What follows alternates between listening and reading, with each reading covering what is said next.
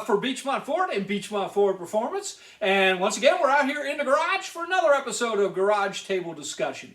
Today's episode, though, will be slightly different because I'm actually going to take you out to the dealership. That's right, Beechmont Ford, where we not only sell performance vehicles, but we service them. We have a team that's dedicated to performance vehicles when you come in for service. And I want to give you a little idea how that works and introduce you to a couple of them. So what do you think? Let's go to the dealership. Come on! And today I'm out here in the service bay at the dealership.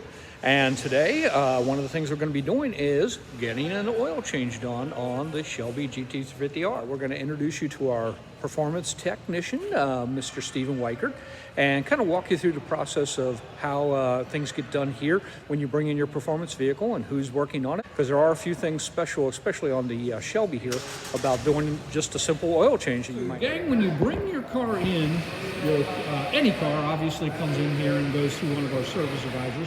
But this here gentleman is Mr. Colin Truex, and he is our performance service advisor. So when you bring your car in, it's always going to get checked in through Colin, and then as you've already seen, it's going to go to Stephen Weichert for the service. And Colin, say hi to the folks. How we doing, folks? And seriously, Colin is the best. So when you bring your vehicle in here for performance, and any of you that already come here, you know that Colin will take care of you and make sure everything is correct with your car. All right, so there you go. Starts here, and we'll take you through the process from here. All right, so Steve's got the car pulled in. We'll take one quick second just to introduce Mr. Stephen Weichert. He is our performance tech. Say hi to the people, Steve. Hello.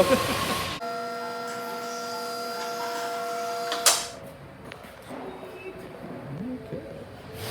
So obviously, if you own a GT350 or a GT50R, you probably have seen the underside of the belly pan and so forth. And if you've ever had to take one off, you know how much of a pain it is.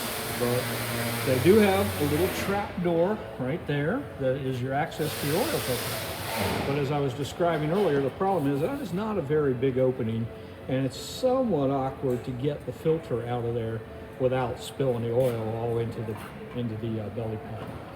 But that's one of the things here that Steve is very careful about. Any of your performance type vehicles that you bring in here, actually any vehicle that is worked on at Beechmont Ford, but obviously our performance stuff is a little bit special to the average person that brings their car in. They want it worked on properly, and know that whoever's working on it knows what they're doing.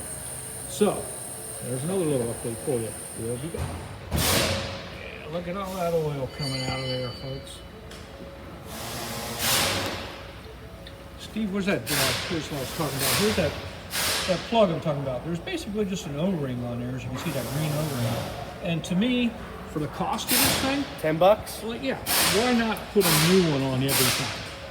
Now, in my car, we off camera, we were just talking about the fact that my car is a summer-only car, and I do one oil change at the beginning of every spring. And then I'm usually good because I'm probably not putting more than 3,000 miles on the car over the spring and summer. I have heard of some guys that are changing the oil when they put the car away for the winter. To me, that's a little bit backwards because it's sitting all winter and that viscosity is wearing down and the moisture and everything else that's getting in. I just think, why not just change it every spring and be done? I believe Steve would concur. Yes. I completely agree on that one. There you go. Moisture's still going to get in there. Yeah, exactly. So, all right, so it looks like he's going to open the little trap door that we're talking about. And if you can see, oh, there's the filter. Hold on. I'm sorry, folks, I'm having trouble with the camera. There we go. All right, so this is a canister type filter. Like I said, if you have an earlier model 17 or a 16, even the 15s, you're going to have the screw-on type filter, which does require a special wrench and a certain amount of torque. I don't remember what the torque was right off the bat. So here's another interesting thing that maybe if you don't own a GT350 or a GT250R that you may not be aware of, but on the back of the car also is basically a belly pan back here. And And you'll notice that the exhaust tips have these holes in the bottom of it. You may be shocked, and you may not be, but the amount of little rocks and pebbles that end up underneath that belly pan and even up in the exhaust tips.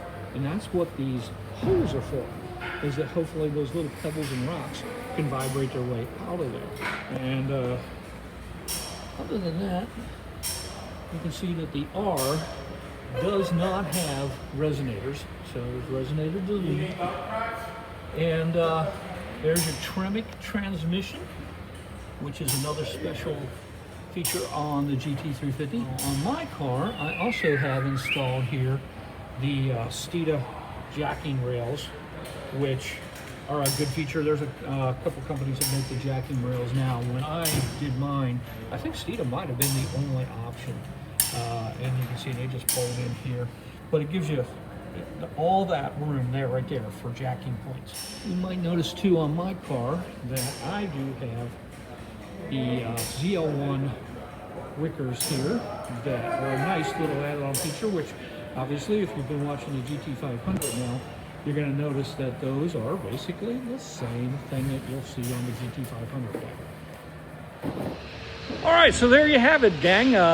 Give you an idea of the process of bringing your performance vehicle in here, even for the simplest thing as an oil change.